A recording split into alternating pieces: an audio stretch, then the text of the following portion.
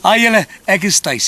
Hulle sê Jannie kuier die naweek daar by oupa en ouma op die plaas. Maar die hele naweek reën dit en Jannie kan absoluut niks buite doen nie, kan nie speel nie, niks nie, en frustreerd sit hy daar op die stoep. En nou wag hy dat hierdie reën moet ophou. Maar hy sit daar by die trappie in die grond daar van die veranda af soos die water loop, is daar nou al sulke gaatjies in die grond.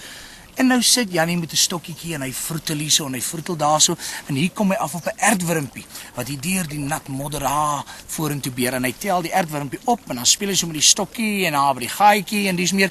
En so loer oupa oor Jannie se skouer. Hy sê vir hom: "Jannie, oupa het vir jou uitdaging. As jy daai wurmpie in een van daai gaatjies kan indruk, gaan oupa vir jou R5 gee." En Jannie besluit maar hy's in op hierdie deal. En hy hardloop die huis in, gryp een van ouma se groot blikke haarspray en hy spuit vir Wurmpie, spuit hom goed. Hy Wurmpie staan nader net so stokstyf nou van die haarspray en hy vat vir Wurmpie toe so hy styf is. Hy kyk so vir oupa en hy druk hom perfek in een van daai gaatjies in.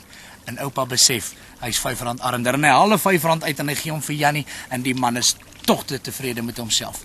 Volgende môre vroeg stap oupa en Jannie weer daar na die beeste toe by die melkery. En so in die stap toe so een van die huis af weg is, voel oupa weer so in sy geldsakkie en hy haal 'n R5 munt uit en hy gee dit vir Jannie. Jannie sê: "Oupa, maar oupa het al gistermiddag vir my R5 gegee." Hy sê: "Nee Jannie, toe maar hierdie een kom van jou ouma af." Daar's niks soos Afrikaanse humor nie en daar's niks soos ATKV lidmaatskap voordele nie. Klik op atkv.org.za en vind uit watter windmaker voordele ATKV lidmaatskap vir jou inhou of skakel ons by Johannesburg 919 9000. ATKV, trots Suid-Afrikaans in Afrikaans.